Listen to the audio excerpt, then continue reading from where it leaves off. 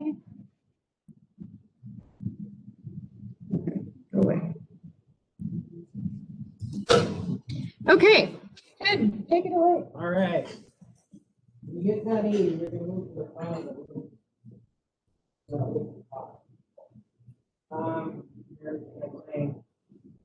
I'm Kim. You don't know me, but I've been with me for 17 years now. Back in 2004 is when I really started learning marketing. Nope. Now I'm at 95. I'm not out of it. They've got flowers, value added product. Purchasing grain and that facility but the value add opportunity to purchase products, your grain, frozen, stuff like that. You have to pay a grain. A lot of fun. You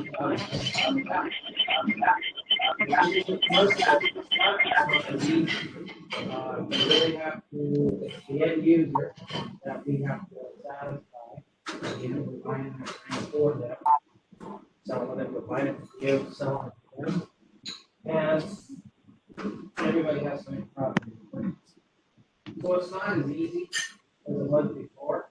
And so one of the things we're going to be talking about tonight is basic grain marketing from the beginning all the way through to marketing your product. This is just a forward statement saying that whatever I say, don't believe it, don't project it, don't estimate it, don't do nothing. It's just, I'm just up your BS and get So anyway, how to interpret the market. So that's on page 3 of your handouts there. Bullish markets.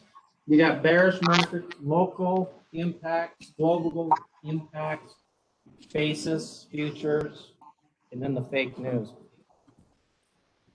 So with that, right now, how would you describe our market, the wheat market? Let's just say we're looking at spring wheat. What has happened over the last, say, month? Over the last month, what has happened to our grain? Okay. Why did it go up? What's that? Weather route. That was a big one. Back in January, we kind of painted around the 20th of January. That's going to be our high. And I really thought it was going to be lower today than it is, but it still is holding its high. But we are in a bullish market. We have all kinds of weather events going on right now that has caused this again to start to rally to the upside. By doing that, that is bull market. Now, a bearish market is just the opposite. Bearish market is going to say, hey, we've got so much grain in the country. We've got all these farmers, we've got perfect weather, we've got huge yields, we've got Russia, we've got Ukraine, we've got everybody out there that's producing. It's going to throw you into the bearish. Okay, so you got the bulls and the bears. You'll see that on TV, you'll see it in magazines, and a bullish market. The bull, think about bull with the horns. When he goes to get you, he's going to put his head down, he's going to go up. So the market's going to go up, that's bullish. The bear, going to take his claws, he's going to extract or hit you from the top down. Okay, so that's how you kind of remember that. Bull market and bear market. Bear is going to knock you down. Bull is going to pick you up. So local impacts. Just because we're going to drop right here in time, I'd say, you think the rest of the world going to drop? Don't look out your back window and decide whether or not the market is going to go up. Look globally. That is the most important thing. We are South Dakota, North Dakota, Montana, We are the spring wheat producers. But when they get just about finished with South Dakota, we've already got USDA's already got the numbers. They've already projected the yield. They already know what's going on.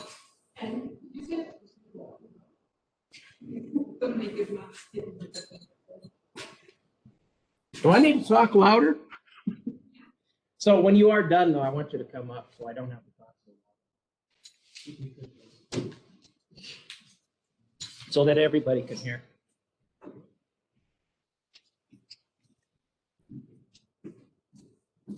Oh, David. You don't pay attention, you're on the front row. At least I don't. Okay, so what I was talking about is spring wheat. So let's just say it's July. USDA is already estimating what's happening in South Dakota, North Dakota, Montana, mostly in South Dakota, North Dakota. So the USDA has already come out with those numbers. That's going to be your harvest lows. Normally, it's going to be your harvest lows. You've seen it before. I remember July 3rd, the market absolutely rallied to the top of its market. It was just amazing. And I'm like, this is July. But why? It was a global impact. We were dry. Russia was dry. That made the market go straight up. What happened after that? We had plenty of wheat again. The funds came into the marketplace, pushed everything up. It was a bull market. When there's a bull market, all the traders all get excited. And so the volatility is so high.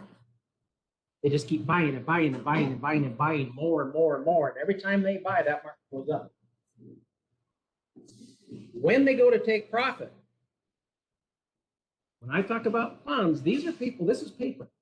5,000 bushel increments. This is just a piece of paper. Each and every one of us in this room can do this. We can hedge our grain, 5,000 bushels at a time, piece of paper. When they had enough, when the funds had enough, then they start to sell. They buy low, they sell high.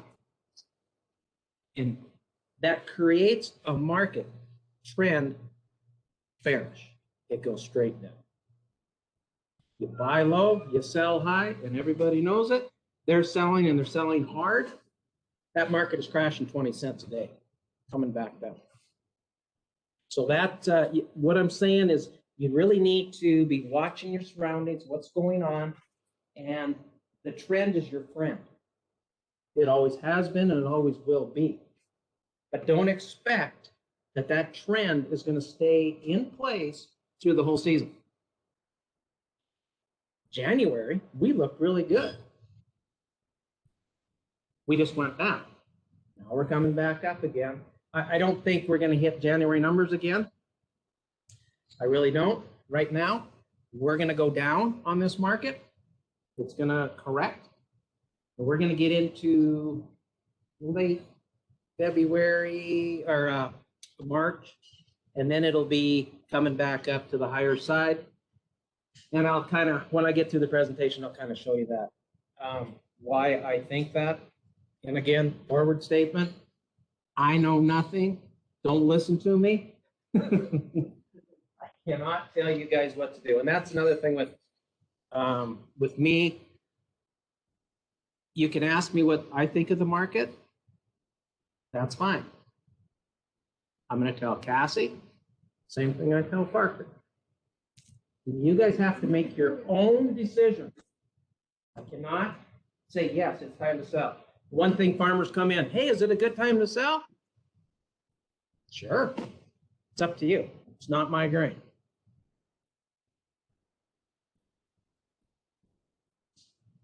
Okay, I played with this thing so much, I broke it.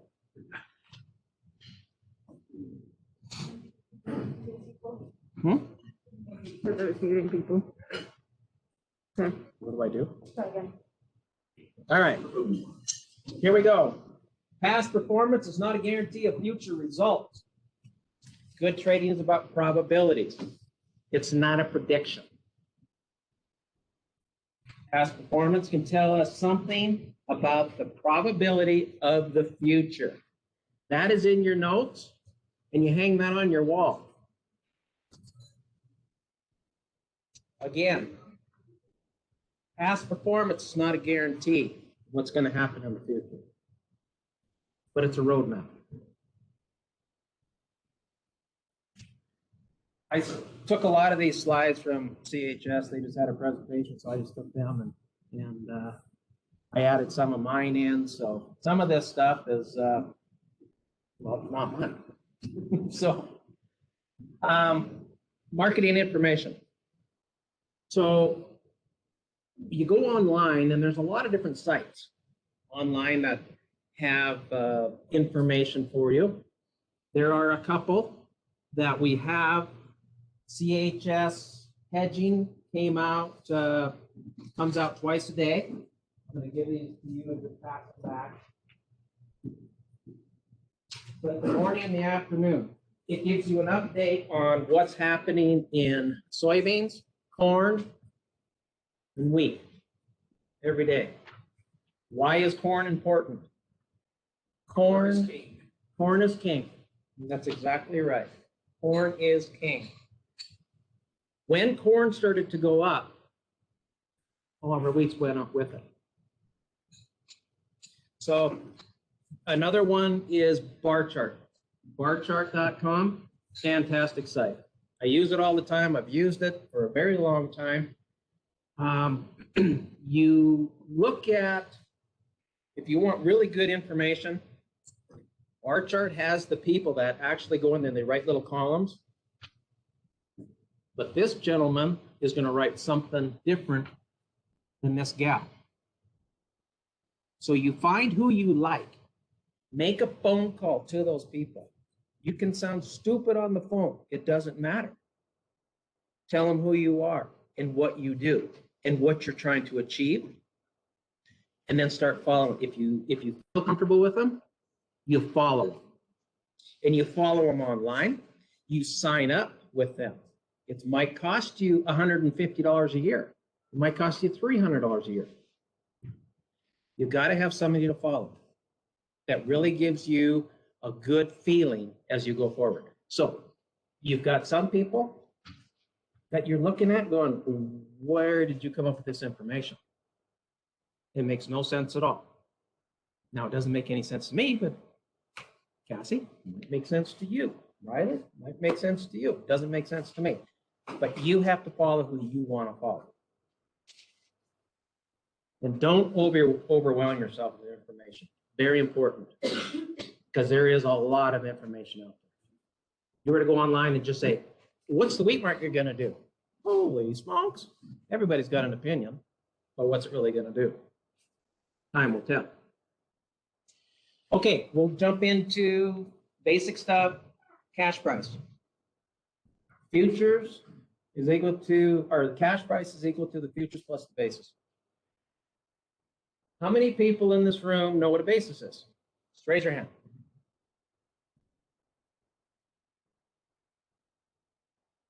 Okay. This is the most difficult thing for people to understand, is a basis. They just can't get it through their head what it is. And basically, it's the difference between your location and destination. Okay? The railroad plays a very important part in basis. I think there's a slide on that too. Oh, they ran it futures first. All right, we're going to back up. We're going to do futures first. All right. Prices for commodities, such as your wheat, is determined by the CME. So we always got to, again, think about global supply and demand, not out your back window. It's always global. What's happening in the world? What's happening in Russia? What's happening in Ukraine? What's happening in the United States? What just happened yesterday down in Texas? Snow. A lot of it. They're not used to that. The power companies didn't even know what to do. They were shutting off grids and trying to give that power to other people, trying to keep things going. What's that going to do to the crop? We don't know. We really don't. I'll get into that too. So I'll try to keep going, through these slides with you. But if you have any questions, please ask. And online, if you want to ask questions, please do. During the trading hours, of course, the futures price can fluctuate up and down, and it's based on the purchases and the sales made on the trading market. Again, you buy low and you sell high. So the storm's coming in. What do you think traders are going to do? Think about an orange crop. Okay, think about Florida. Think about oranges. Okay, oranges are all over the trees. There is a fear that the orange crop is going to freeze. What do? They buy it. They buy all the fruit they can. Are they going out there and getting bushel baskets? No, it's a piece of paper. That's where your volatility comes in. And they're not buying just 5,000 bushels, one contract. They're buying 400 contracts. They're buying 1,000 contracts. And all they do, create a bull market because it's the fear of the weather. It's a weather scare. It's a weather market. And that's what basically the futures will go up and down with this every day. Oh, here we go. I guess I should have been watching where I was at, but okay, crop conditions, weather, issues, disease. Okay, what's going to happen down in Texas, Oklahoma, Kansas, Colorado, Nebraska? Okay, we could have a problem. We really could. What happens if powdery mildew gets in to the winter wheat? We could be in trouble. It's going to take yield. Who's going to report it? The USDA is supposed to, but that's one site that I'd stay off of. That's false information. Oh. No. Well, get around it. Just look at it, skim across it, let it go. Supply and demand of a specific commodity. Again, we talked about Russia, Ukraine. They have a crappy crop right now. They're already lowering theirs. Millions of bushels they're lowering that, what they think they're going to harvest this year already. But what's happening down in Brazil? They got great weather down there. They could have a fantastic crop. So that is going to affect our futures because we're running low on soybeans, but Brazil's going to have a nice crop. It's going to take our soybeans and start going down because they say, hey, we really don't need them because we got beans from another location. So there you go. It's not only in the United States, but it's global. I don't really know what availability of substitutions for a crop is. I don't know why they have that on there. So I'm going to skip that one. Movement of the outside market, such as the US dollar, very important. Very important. Look at that one. And you can go back on the charts and see it. Back in 2008, the dollar wasn't worth a hoot. It wasn't worth nothing. That's when the wheat market went up $15+ on winter wheat and over $23 on spring wheat. It's when the futures went that far.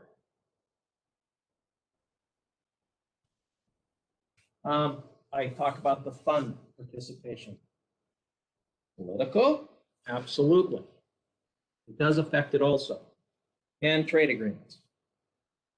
The trade agreement with China, everybody has their own opinion with it. It really did as well. So we'll see what the new administration does. Hopefully they can keep the ball rolling with China.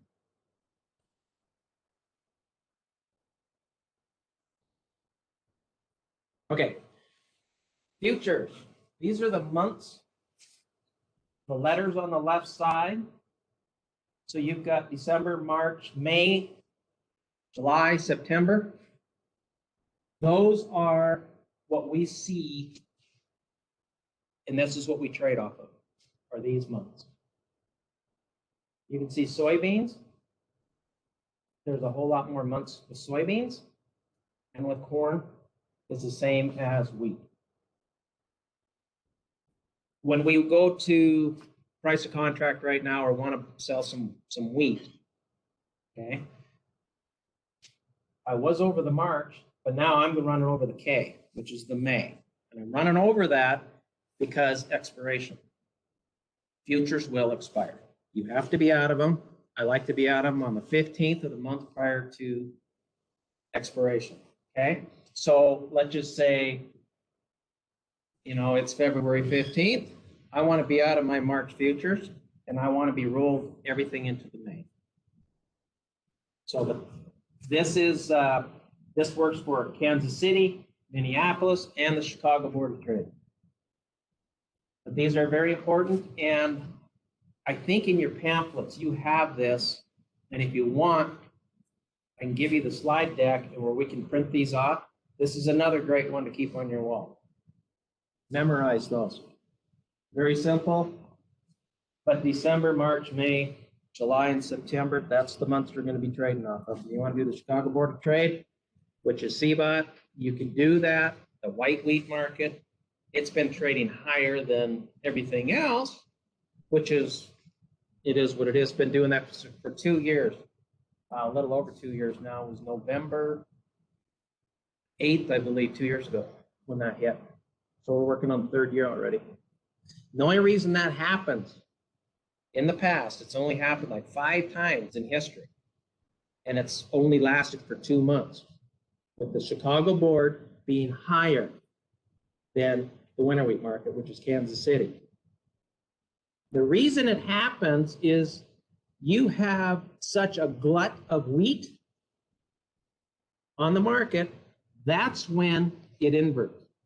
Okay, you've got an inverse market, and you've got your white wheat, junk wheat, is worth more than your hard wheats.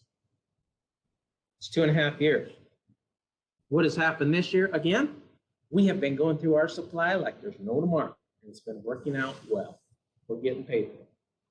So, question, is that something that we as a producer, when we call CHS to sell our wheat, we say, I want to sell on the Chicago board? No. That's I your will only choice. allow, Yeah. I will only allow Kansas City to be the winter wheat, Minneapolis to be the winter wheat. Okay. I won't allow the other. Because I'm speculating. Trust me, I learned about that. Are they centrally located? Is that why Kansas City wheat is the main? Why are the ports? Why isn't it Seattle wheat or New York? Because they're trading them from those towns to the ports. We're trading them right here from Montana. Yeah. So, Why is that? but it is Kansas City. Kansas is your hotspot. And that's how they have it just differentiated between the two. No, I can't say why don't, they should say Conrad wheat.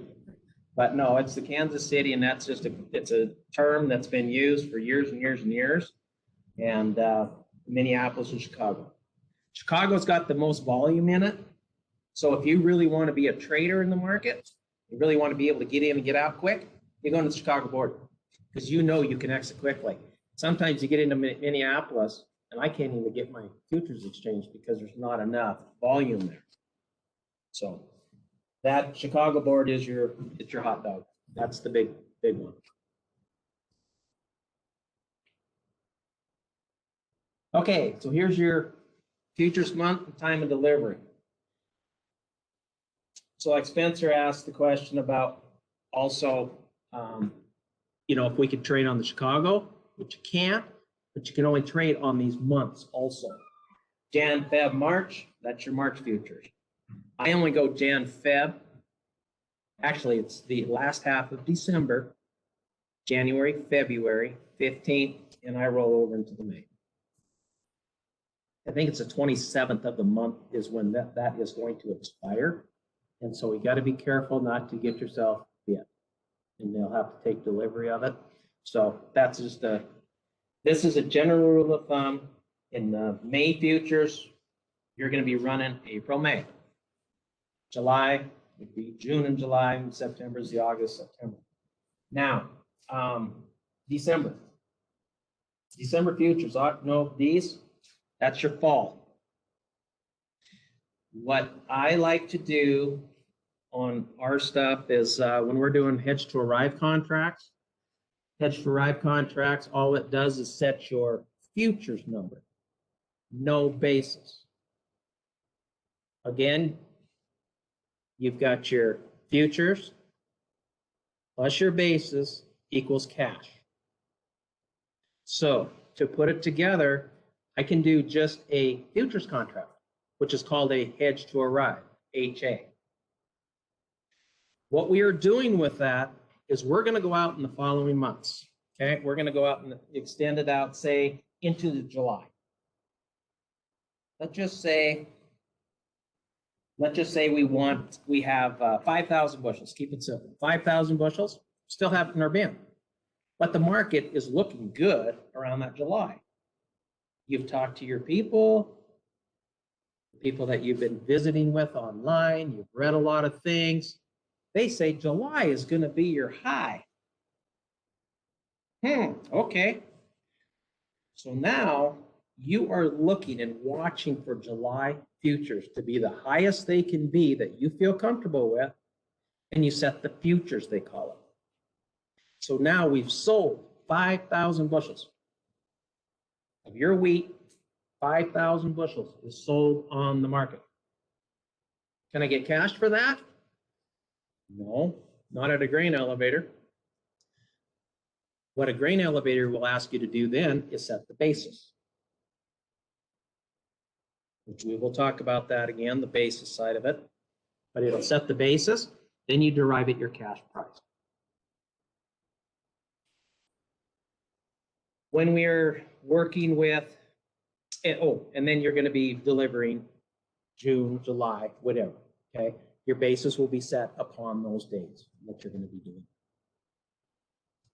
When we do, it's February right now. We got a beautiful feeling that our winter wheat crop is going to be tremendous, okay? Just have that feeling. The market has been doing really well. It's over $6 on the futures. You're going to get $6 cash? No, because we got to take the basis. So I can't say you are, and I can't say you're not, because if I sold a $6 futures, it could be a positive basis or a negative basis. I could end up with a minus 45 basis, minus 50 basis, 550 cash price on an 11.5 protein. Winter wheat. The reason I do a whole lot more December contracts than September because it gives you the opportunity to take advantage of the market. You can still deliver on a December future in September. All you do is you take the difference between the two of them from your September to your December. You take the difference in dollars and cents, which is usually 10 cents. You add that to your basis. Now you have derived at your cash price for delivery in September. If you want to do it that way, we can always roll back. And what we do as an elevator is we've already sold that futures. We buy it back, whether it's a positive or a negative, and we roll it backwards into the September. We sell the September, and we add or subtract the difference between it. It's not complicated, and it's a whole lot easier if I could sit up here with a board and show you and walk you through these examples.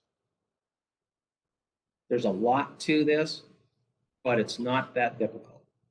It looks like it's, it acts like it is, but it's not. Okay, questions on that?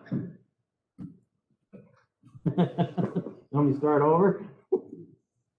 It's not easy to explain, but it is a lot easier. If you do have the questions, please call me we'll set up an appointment, and I'd love to go through it on a chalkboard with you. Chalkboard, I'm showing my age. Dry erase board. How about that? Uh-huh. Yeah. So, but no, that is something that's, I would love to go over that with you guys. I mean, it's just anytime you want, please. And we'll go over it twice, 3 times, 4 times. I don't care if you come every day for a week. Doesn't matter to me. I like it. Okay. I already alluded to this a little bit here. The spread. You'll hear people talk about the spread. It's difference between the 2 futures contract with the different contract delivery months.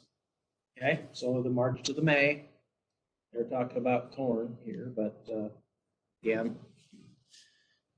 it works with wheat, beans, corn. Doesn't matter. It works with your oils, gases. The carry in the market, when the spread difference from one futures month to the next is a positive number, there's a carry in the market. So your March futures is sitting there at $6. Your May futures is at $6.25.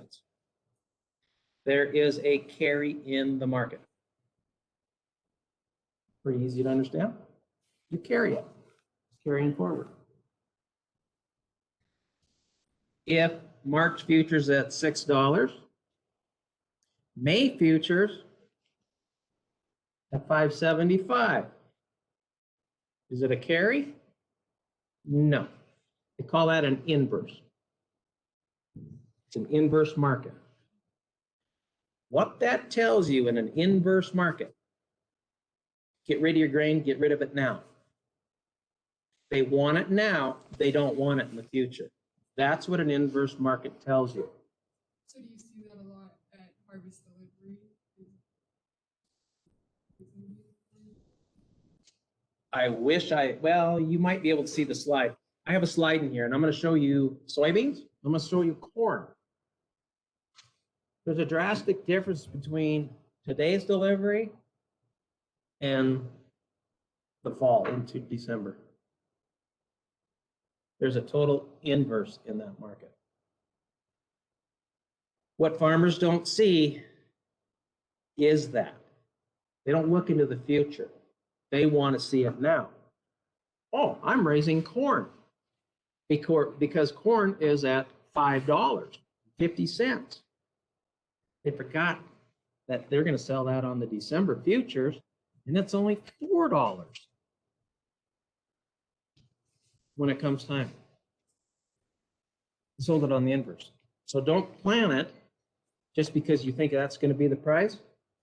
What happens today is not going to, it will directly affect what happens tomorrow. But you got to be careful in the future where that's going. All of what I'm talking about, it doesn't matter what it is, associate it with anything in life. You got to look at the future a little bit. And this all correlates. Today's a good day to sell because the market's higher. But you got to be watching what's going to happen in November, December. Any questions on that? It's pretty simple. The spread is the difference between the futures months. And I don't care if it's the March to the December, whatever the difference is on that, that's your spread. It doesn't matter what month you go over. The spread is the difference between the 2 months you're looking at. A carry is worth more in the future. In an inverse, the futures is worth less in the future.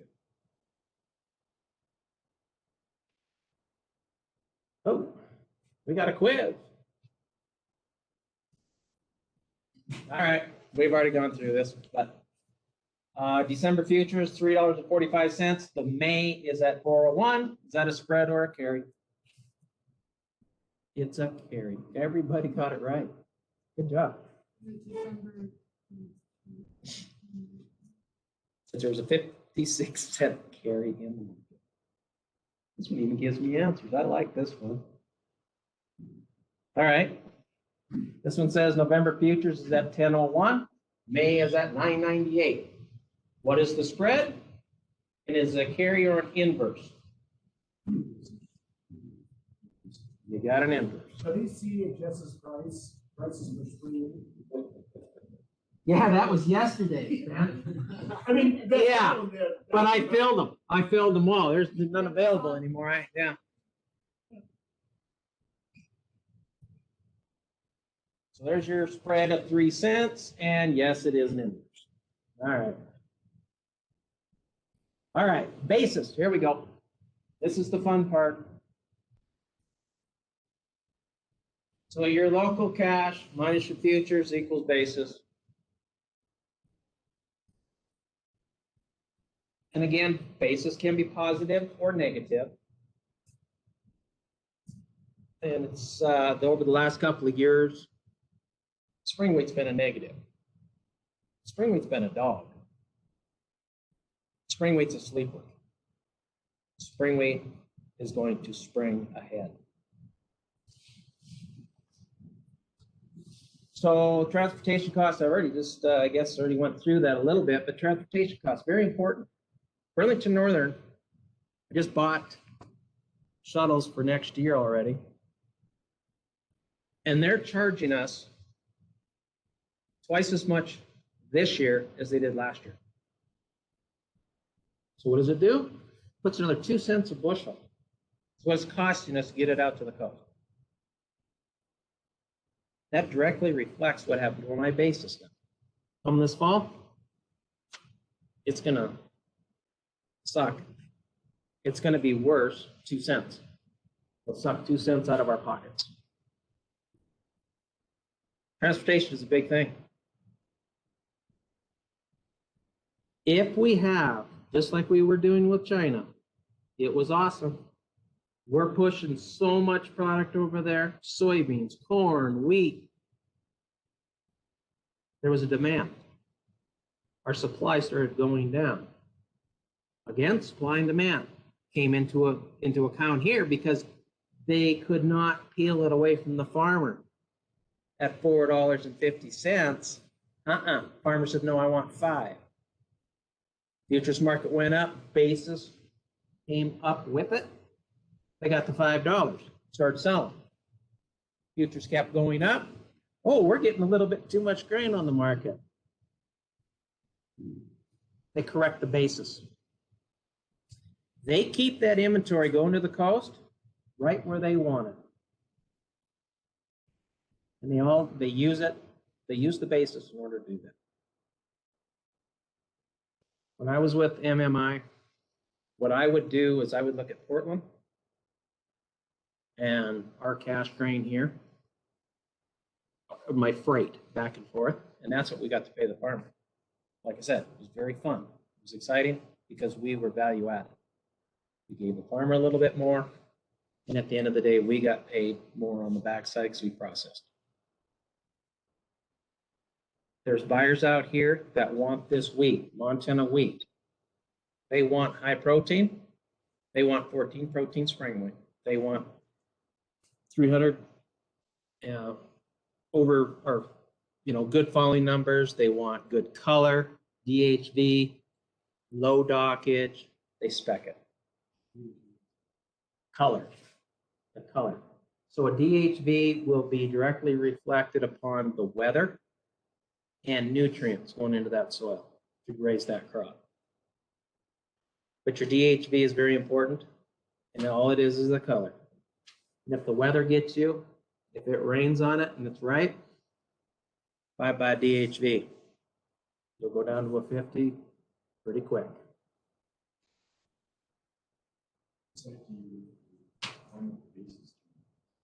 Call me. And you'll have it in your brochure or in your handout here too. So I'll show you here when we go along. Railways provide a path to the PNW, feedlots, etc. This is Burlington Northern. Issues that affect us, weather. Last week was horrible. They're a week behind now. Can't get those trains to move. They were breaking shuttles in half, trying to get them across because they couldn't get air all the way through the train. as it continued to freeze up, condensation. Could not do it safely. It really messed us up. We were supposed to have a train next week. Now we just don't know when that train's gonna come. It'll probably be in March. So the next thing is too, again, I mean, it's the turnaround times, the infrastructure, the snow, flooding. This all has an impact on what happens to our local bases. We actually have to go out there and buy those cars, okay? We guarantee, we buy them so we guarantee the spot. We need placement on our track. Back in December, they weren't costing us very much money, a couple $100. January came around, they were $1,200 per car. $1,000 a car.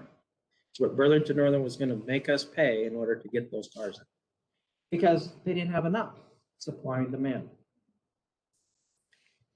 It's crazy, but that's what they do. That's why we pre-buy our freight. We guarantee freight into the facilities. So many each year. We have to go out in the open market and buy it, we can do so.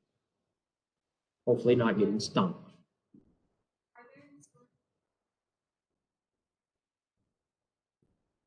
Yes, we've had those. They're asking for historic charts on basis. It doesn't work. We've gone through, we've done a lot of those Excel spreadsheets trying to come up with a graph and how it comes out. It's really flat. There's really not enough movement within a basis to really give us a good time to buy or to sell your basis or set your basis. The best thing that I can say is always look at your future. And we're going to see another little chart in here. Watch the charts. Charts tell you a lot of things. And by doing so, you will be seeing that when the future number is low, your basis is usually higher. Like I said before, when we had spring, well, actually it was last fall, 450 wheat, just wasn't cutting it. The futures was at 450. The basis had to go to a positive on the winter wheat in order to pry it out of the hands. So it had to go positive. That directly affected the basis.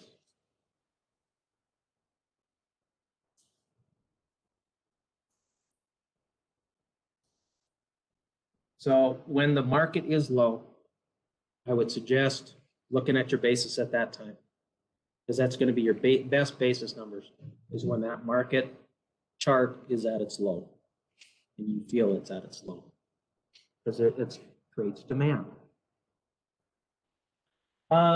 Okay, we've kind of talked about this too. South America harvest and imports. Talking corn and soybeans again. This came from Minneapolis, so what do you say?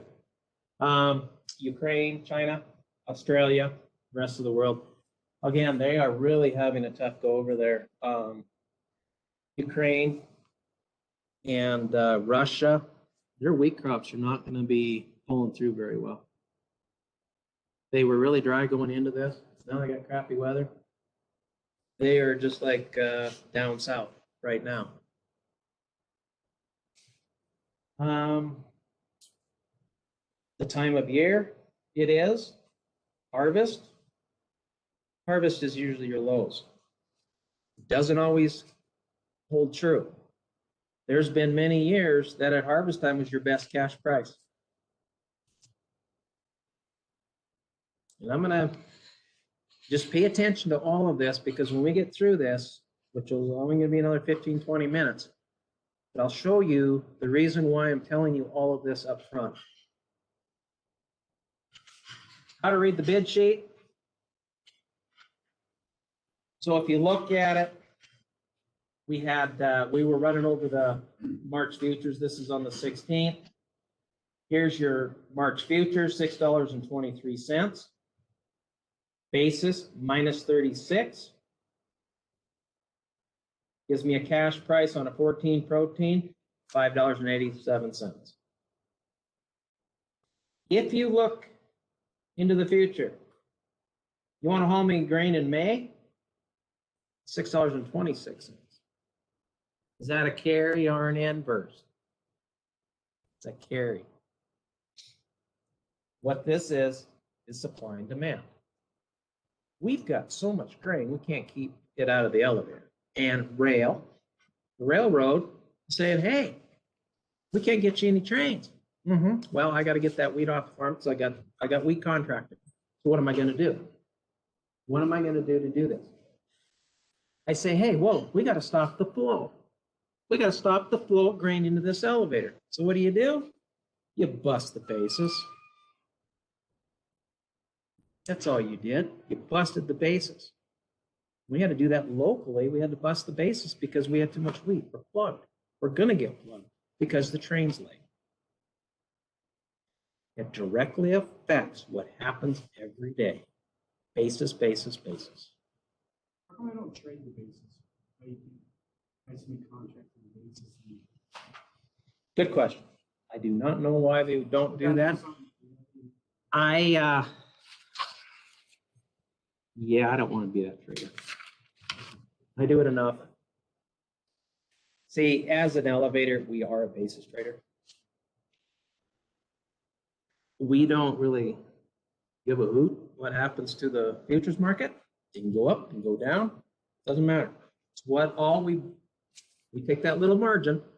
It's all on a basis. That's all it is. When I sell that, I buy it from you and I sell it to the exporter. I sell basis. Is what I'm doing. They're buying the basis. So I know where I'm at here. I bought it for this. Need to sell it for this because that's my market. Futures, you can go up and you can go down and go sideways. Don't matter. Because every time you call me and say, hey, I would like to sell you 5,000 bushels of grain. I go on the market, on the futures market, and I sell that 5,000 on that month. I sell it. When I go to settle up on that train, I got to buy all those futures back. I got to settle my position. Do I lose sometimes? Oh, yeah. You win sometimes? Yeah. But we don't care because the basis took care of us. So it's all a different way of marketing. Okay, so if we look at this, whoops. Again, here's our December 21, this fall, $6.57. So you're not going to get $6.57 for your wheat, all right? Because if you were to set a basis on that right now, the basis is going to be a minus 45. Is that a fair basis? I would say no. The reason being is that there's no market to it's discovery. So if somebody's willing to sell it to you at that, you buy it. And you're probably going to put 20, 30 cents in your pocket. I won't go out to the coast and sell to the exporter at a 545 under. No way. So any questions on this? I don't want to lose anybody here because this is cool. This gets important now with what I've been telling you. What's that? I'm sorry, an estimate? No, this is actual. These are actual numbers here. May over here. Okay, so May, yeah, I'd give you $6.26. I'm going to give you a 16 under because why? I need wheat at that time. I don't need wheat here. I'm full. I need trains. You just don't know the scale at that point in time. No. It's always scales at time of delivery, unless otherwise specified. I ran a special program this year because there was so much 12 protein in the area, it wasn't even funny. Ran a special bid out there, +2, -2 from a 12 protein. It worked out really well for the farmer, put good money in their pocket. They got rewarded for low protein this year. We were able to make the sale, which is good. It was a win-win. And that's what we look for. At the end of the day, we do not want our farmers to go broke. And you won't go broke making a profit. Most everybody can put a crop in and take it off. Not everybody knows what their break even is on a farm. Not everybody knows how to market it. I've got people that come in and say, is it a good time to sell? Well, I don't know, is it? Every farm's different. And you'll be seeing this. I'm going to show you the futures right here. I don't know if you can see it, but over here is corn, 553, 460 for December. Is that a carry? That's an inverse. Would you plant corn based on that number right there this spring? No, I wouldn't either. You better be looking at these numbers down here, 460.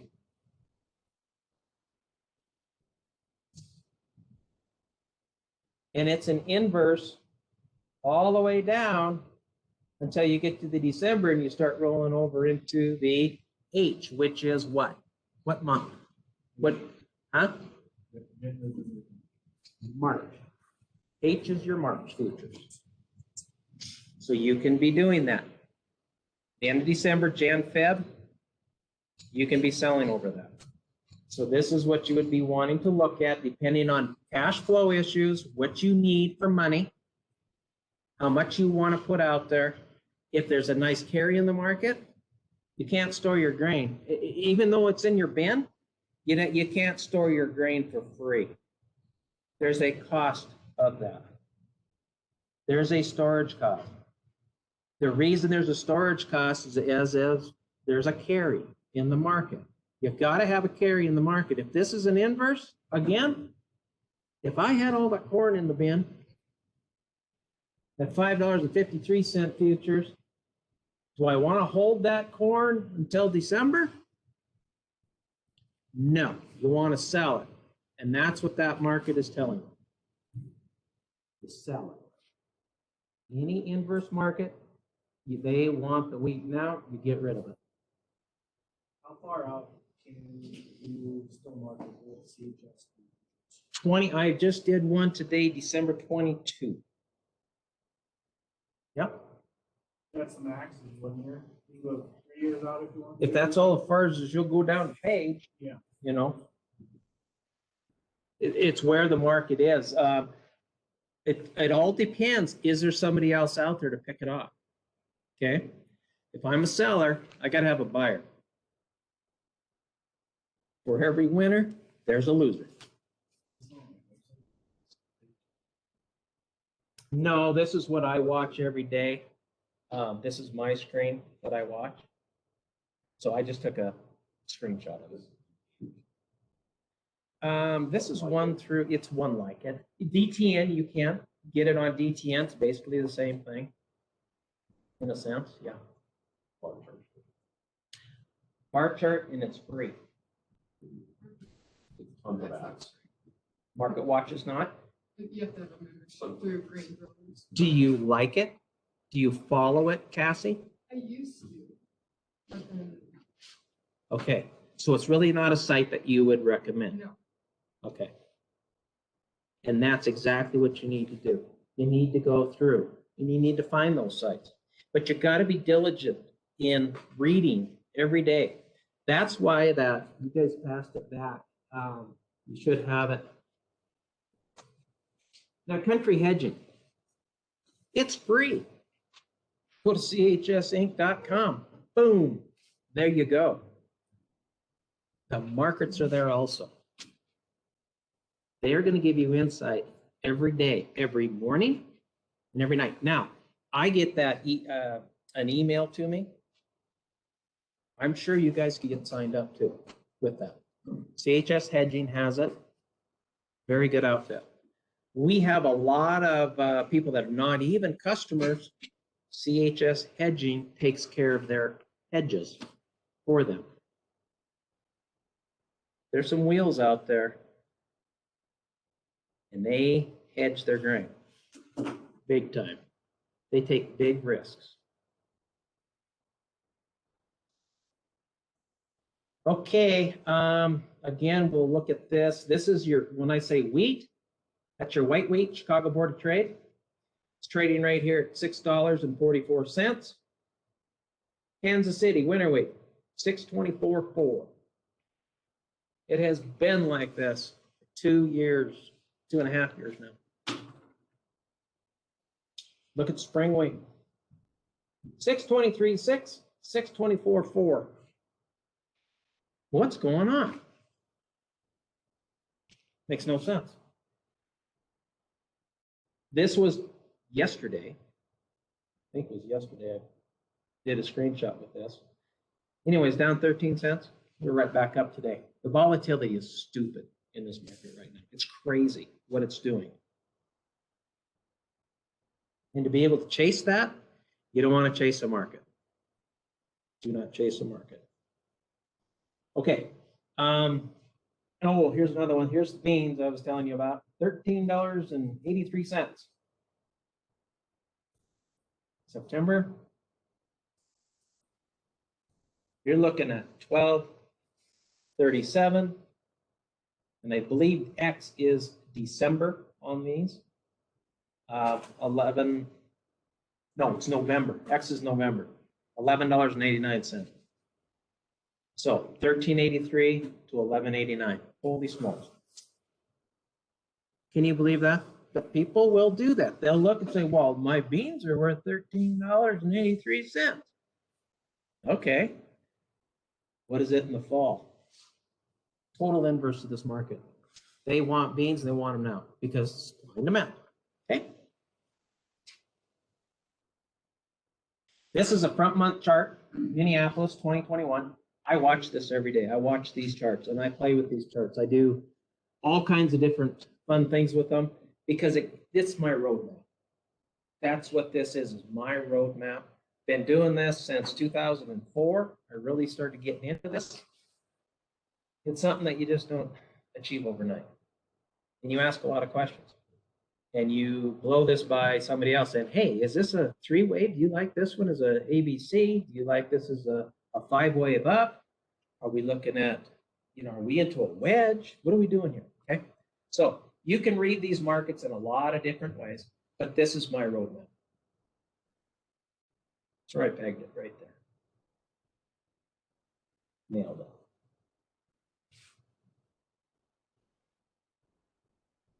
This right now, I really figured we're going to be down in this area right here. This 6 or 553 on this. This is what they call a gap. I think we're going to hit it again, unfortunately. We're not going back down here to 491, but I have a gap here. And this is because of the chart. When you come off in the December onto the March chart, or you come off the March into the May to July, if there's a positive, if there's a carry in it, sometimes it'll just jump, and that creates a gap, and gaps fill. I am worried about this one right here. I don't like that 553, but if you look at it again, it's a 1, 2, 3A, and that could be an A, B down here into this area. 38% retracement, yes, it's very possible. And then you've got your upside potential. This is a roadmap. Think I really know what's going on out there that far? I don't, nobody does. But we have a roadmap to kind of tell us where we went, what history taught us is history will repeat itself. But this is what I use. And I use the Minneapolis, I use Chicago, I use the Kansas City. I look at front month charts, I look at individual monthly charts as we go forward. Everything tells you a story. But it's something that you just can't oh yeah, look at that. You just keep building and building and building. I don't know everything about it yet. And there's so many tools a person can use on these, and there's so much information on the internet that it's overwhelming. Again, don't overwhelm yourself. Get what you like and be comfortable with it, and you can go forward. Are you going to hit the top every time? No. No, you won't. You don't want to. A guy told me once too, a banker, he went in and he had sold his wheat, and it was 2008. And he sold his wheat, and it was like $8.50. Market went all the way up to 23 bucks. He went into that banker and he said, I'm so sorry, I should have held on to that. He says, you wouldn't be a client of mine if you still had that wheat when you sold it at $23, because you missed your opportunity to make a profit. He sold it at the right time. Greed will kill your marketing plan so fast. We call it the line in the sand. Don't get greedy. You'll be in trouble.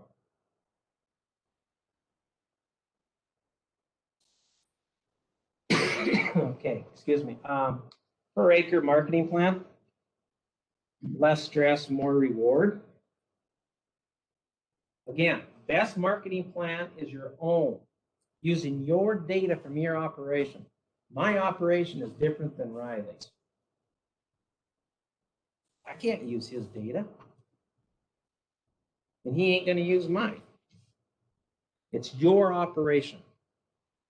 Everybody's unique in their own business. So making it simple, keeping it simple. Does anybody know, or does anybody have a break even? Do they know their break even on their farm?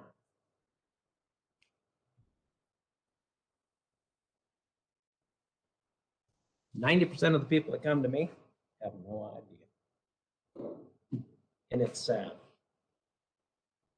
It's very sad. This is the number one thing you need to be watching. Very, very simple math. So I've just got it set in here. Total inputs divided by total bushels is your break even. Go to the bank and borrow $100,000. I raised 100,000 bushels. Break even is $1. Pretty simple math. So I ran an example here for you. It's a 150 acre field, or $150 per acre inputs. 150 times 20% return on investment, because every business has to make a profit. And you will not go broke making a profit. I'll guarantee you that. If you make a profit, you will not go broke. You've got to put that in there. You've got to have your return. It's a 35 bushel yield, break even. You take your 150 divided by your 35 bushels. It's $4.28. Your target, the 180, is your $180 an acre, divided by 35 is $5.14. Just a quick example how simple this is. Simple, simple, simple math. What's that? That's what I got out of the field. Oh. So I got done harvesting and I got all this grain in the bin. There I sat. Hey, all right, cool. Budget. Yeah, budget APH. And then use $4 a bushel for your budget. So it's calculated break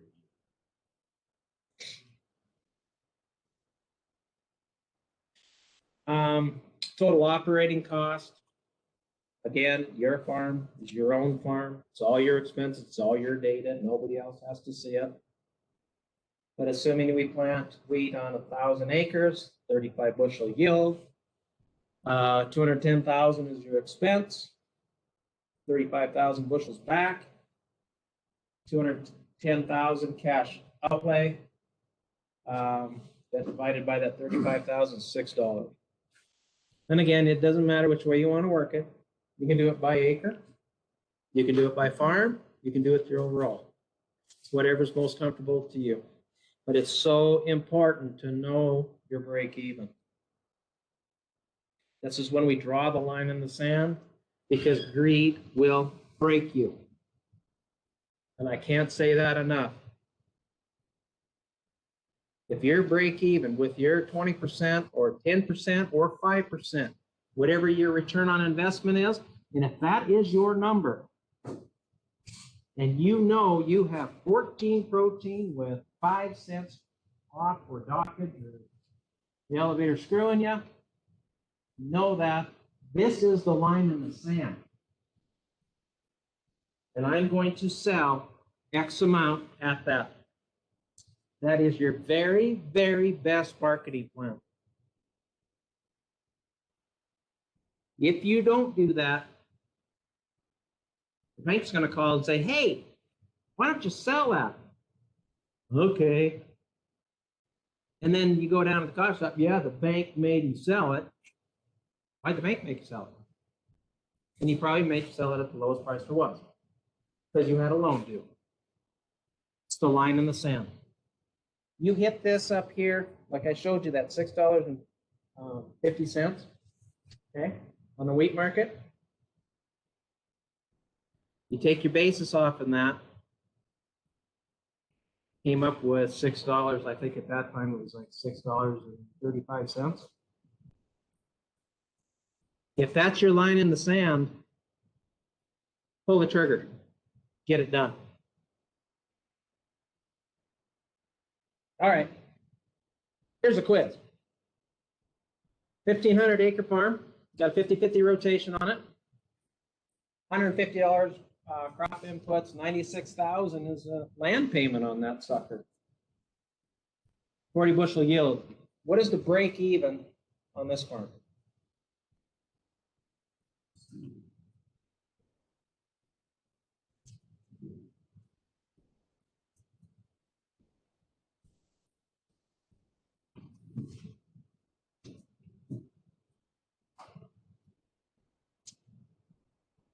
Is it A, B, or C? B? B, B, B, B, B's?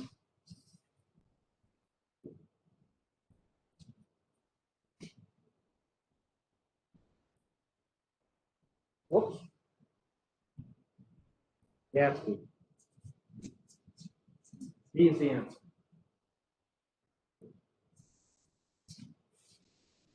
Can the wheat market get there? Sure. Absolutely, it can. If that's what you need, you better get there.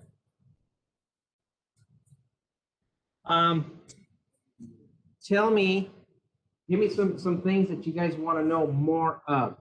I went through the whole scenario here. To me, it's simple. This is very simple. So I need questions. I went too fast. Did I miss something? Did I talk over somebody's head? I want everybody to really understand this, because it is so important.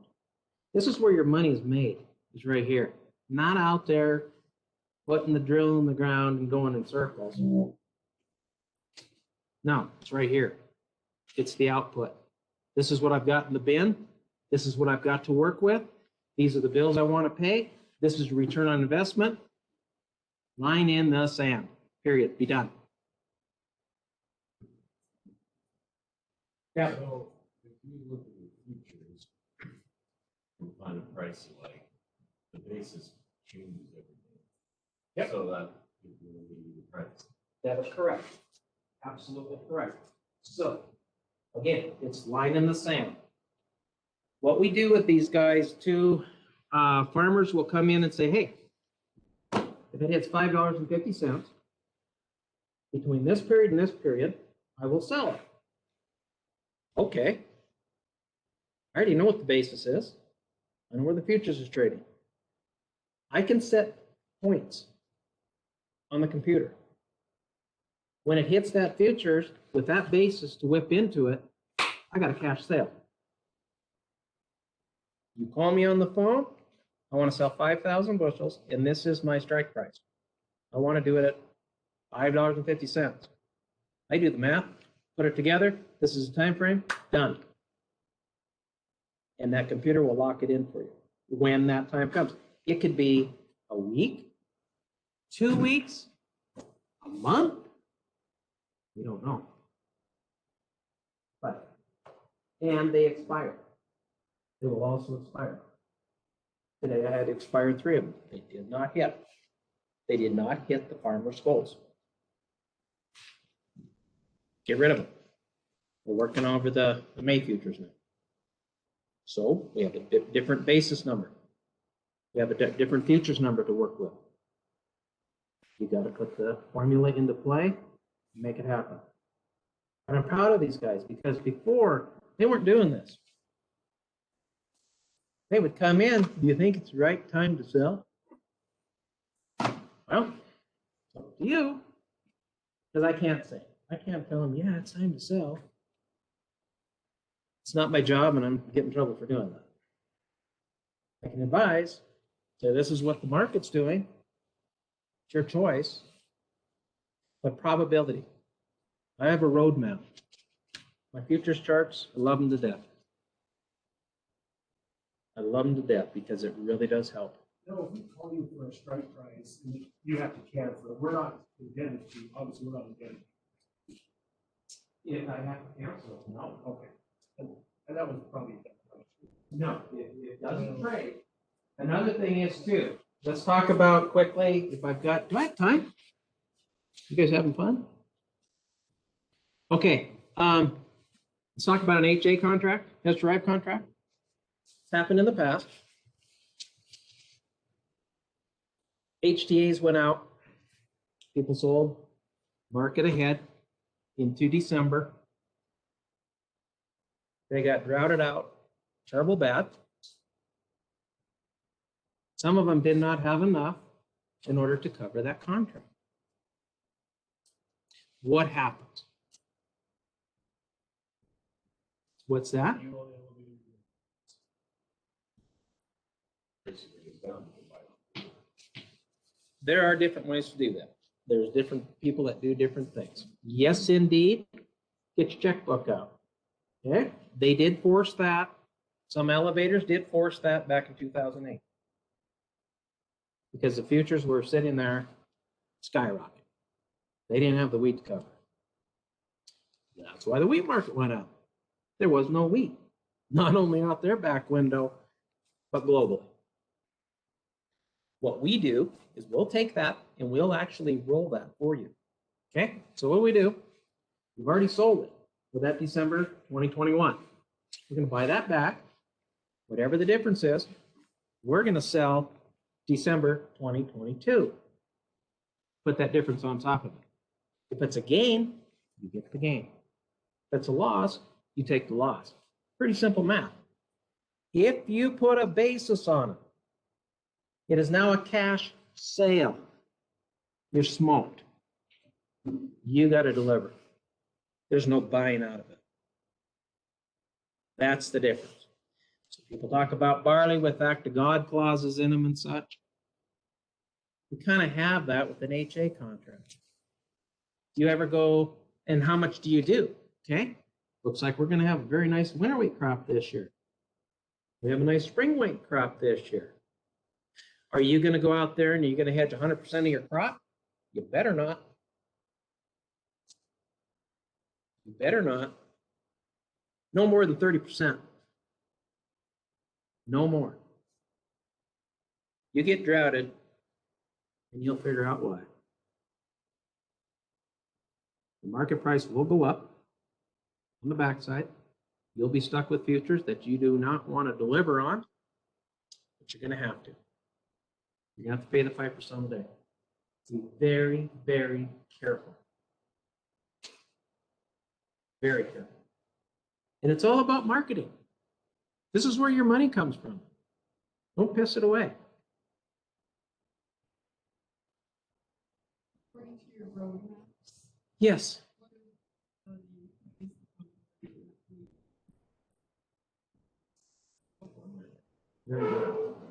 I can't say before harvest. We are going to, what it is telling us is that our wheat market is going to falter, and it really should be faltering right now. The reason it's not, weather. Down in Texas, Oklahoma, Kansas, Colorado, Nebraska, all that snow. It's faltering. And it should really fall. It should come back to a point by 38%. 550 is very prominent in there. I hope I don't see it, but there's a good probability it could hit it. I hope it doesn't. I hope it doesn't fill that gap. But then it's going to turn up. And what happens this spring?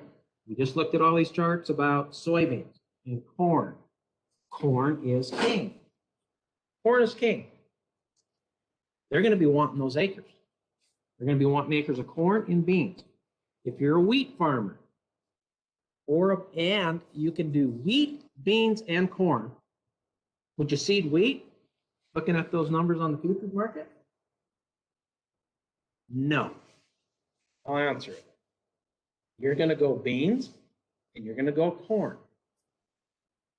I can get a 200 bushel corn crop, 180. That's good money. I'd much rather do that than soybeans. Soybeans to me is like barley. Pretty simple. But still costs you money with, your inputs, nitrogen and whatnot. So where I'm going with this, come April, what are we doing here? We're seeding, right? Is there going to be enough wheat acres? Don't listen to the USDA. Is there going to be enough? Look out your window, but also look globally. What's happening out here? Winter wheat, it's faltering all over. We have no idea what Kansas just happened, Oklahoma, Texas. You don't have any idea really what's going to happen over here in Ukraine, Russia, area of the Black Sea. You have no idea. They're going to be bidding for acres. The roadmap says April, May. The end of April, May, right in there. You're going to be higher than than our last high. That's what it says. After the last drill is parked, it's going down. So what's going to happen? Okay. Now we've got, yes, okay. Now we've got these others. We've got, we're cutting down in Kansas. They're going to be telling us what's going on. Oklahoma, Texas, they'll start down in Texas and they'll start working their way up. We're going to have a story. Okay. July, they could say, oh, we've got such a wonderful crop. That market's in the toilet. It really truly can be. That's what happens. It's supply and demand. That's what's making this market go up and down. And basis is going to be directly affected. What are you going to be looking at? In July, you're going to be looking at your basis for harvest delivery and also for December. All the way through, all the fall delivery, be watching basis. When that futures market is low, you should see a nice basis to the upside.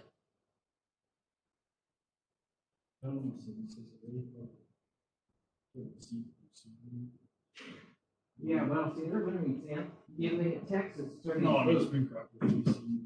Oh, yeah. Yep.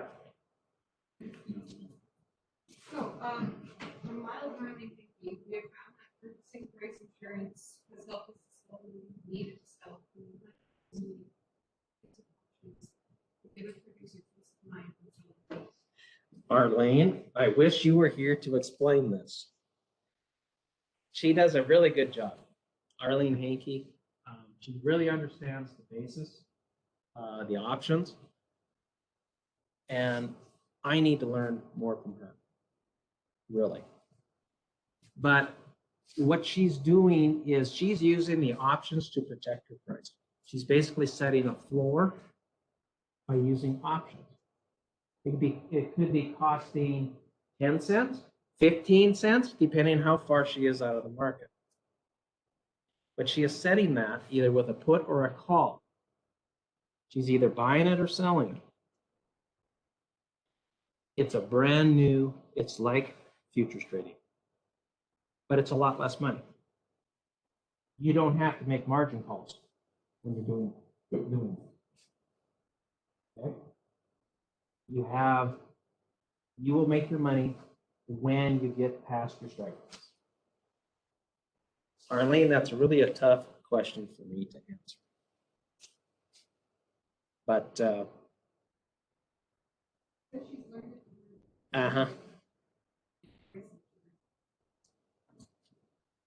very true. Yeah, but we all have. Hey, we've all learned about this stuff through Hard Knocks.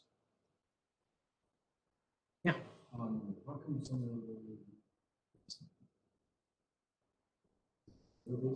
Supply and demand. Right now, I'm sure other elevators have a better price because they're empty and I'm full. I don't need the supply right now. I got way too much supply as it is. I have a demand for a train, and I'm willing to pay more for a train to get a train in there. See what I'm saying? So it's all based on supply and demand. And your basis will change accordingly. But if you look at the future months, we're doing very, very well. Because we've already got sales on. We've got grain sold all the way through July right now. It's huge. It was a beautiful year, wonderful year. It's a busy year. We just hope that this year is going to start. It hasn't really, January, February here, we had a really nice, we didn't have much bad weather at all. And then we got the cold snap and so on and so forth. Can you imagine down in Texas when that wheat right now is in the boot and this just snapped it and it's cold? Doesn't know what to do.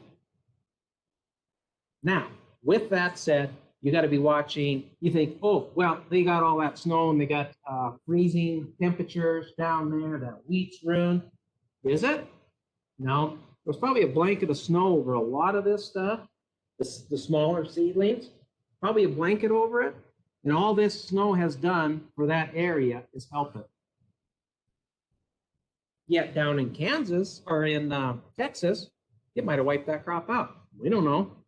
But what the gain in the upper states, farther south, what's happened there, it's the snow, it's probably done good. Very well for them.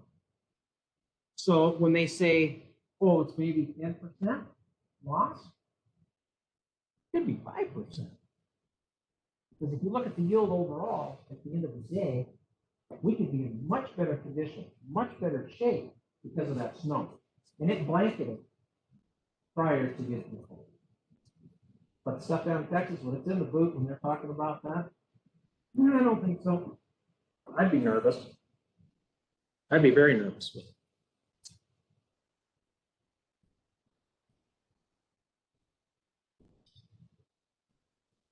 Anything else?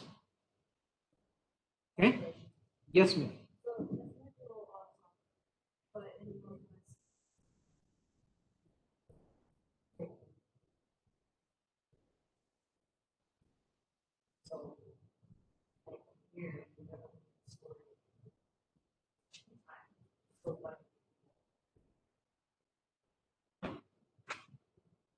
That's a good question. The question is, why is Washington, they do a lot of soft white wheat out there. The farmers do not have storage. They take it right into the elevator at any given time at harvest and not store it on the farm. And why do they do that? And why do we put ours in the bins? Greed. We need money. Okay, some people need money right out of the gate, other people don't. Okay, so it's a personal preference what you want to do. You've got out there, your basis is a whole lot better also because it's barge freight. They don't put it on rail. They put it on the Columbia River. It's a lot cheaper to get it in. Okay, so they have a way better basis number than we do. They also trade over to Chicago. They don't trade over the Minneapolis or anything like that. But for the question as to why are they taking it right to port or right to the elevator? Well, we don't. We store a lot of ours. I think it's personal preference. I really do. Again, you've got a lot of people that will take their grain to the elevator right at harvest time. They're out of room. They didn't sell last year's crop, or else they have plenty of storage on the farm. They're going to keep it on the farm. And they believe there's a carry in the market. It's worth more in the future. They're going to bank on selling that carry. Katie, that's about where I can go with that.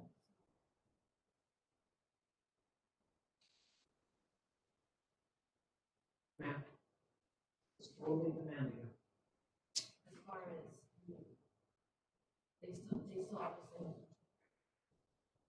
They're using the Chicago Board of Trade as a futures price. And they've got their own basis, local basis to sell. So that's all they're doing also, in staying competitive. Whatever we can sell, that right wheat for, that's the coast. Okay, so they're gonna put it on the market and take off down there. That transportation freight, that's added into their basis. Their margin, added into the basis. When does the coast want it? The coast might want that white meat in 2 months from now. They're gonna give you an extra 20 cents, 2 months. So it's an elevator, we're saying, okay, 10-cent carry per month. Okay, I can do that. For every bushel I have in this elevator, I get paid an extra 10 cents. It's a store. That all yes basis. Basis would be better as a producer looking forward. You might get more basis. Better. So everybody establishes their basis based on transportation costs. So essentially, same. Yeah, you could, but I think people want to count on it. Yeah. But they do want it, so, during these specific times, and that's when the elevator will put it on markets to get it out. The CHS is a very big player on that. Does CHS still have that program where people follow the week, like big shelter? COVID. I mean, before COVID, you know. No, they don't do that. I wish they did. That'd be a lot of fun. Yeah, and it like brings it all in this perspective of why you're costing much, Absolutely. and what it's going into. I went on one time for the pay, and you in here it doesn't make a lot of sense until you actually see why until you get there. Too important. It's like, oh, okay, This is what this it's is all what about. it's all about. And those ships are amazing. Wheat growers? That's what she said. Yeah, wheat growers did. And I hope it's still moving around. That would be cool. If you really need to have it. I'd do it. Would you write a budget? No. I get seasick. Most of the guys smoke and use it. Any more questions? Mark?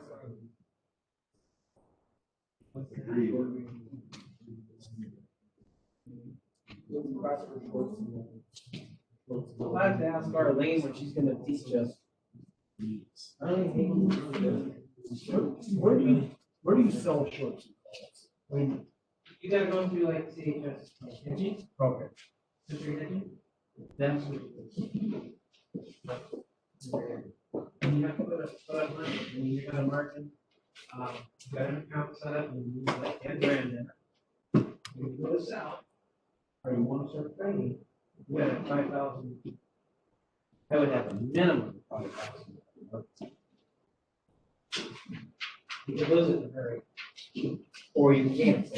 Can you sell them through online platforms like E-Trade? You can, absolutely, you can. And if you, I suggest do not do Minneapolis and don't do Kansas City if you're gonna go to an platform, online platform. You know, a lot of I know Fidelity and those ones, they won't let you just like short the market with any stock, commodities, but they won't let you short GameStop, where you have to have a brokerage. Going through Like that. a person, agent, any sort of short, maybe online apps are the same for some of that stuff.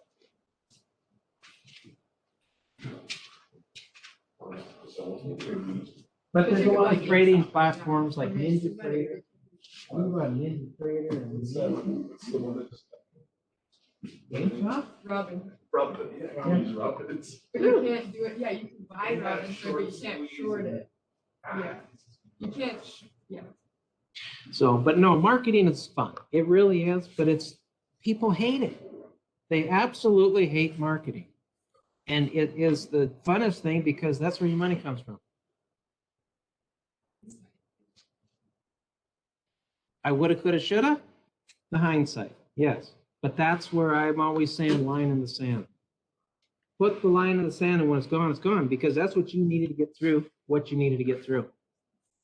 Very important, very important. And don't be greedy. I was gonna say, USDA does the same thing to us. They admit That's why I don't listen to them.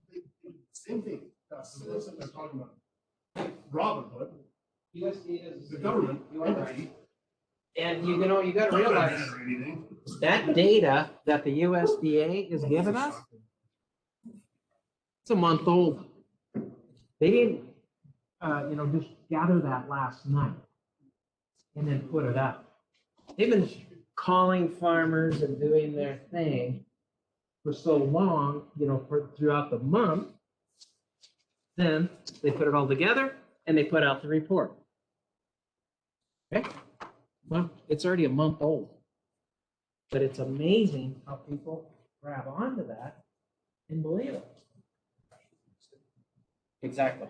Or at 9 o'clock in the morning when it opens, when that report is open, it's amazing. It's a lot of fun to watch.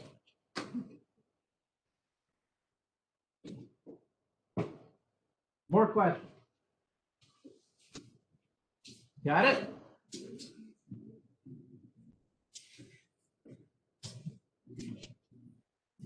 Oh, nice. Thank you. Now, before you go.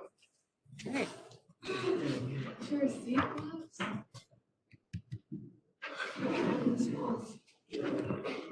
All right, thanks.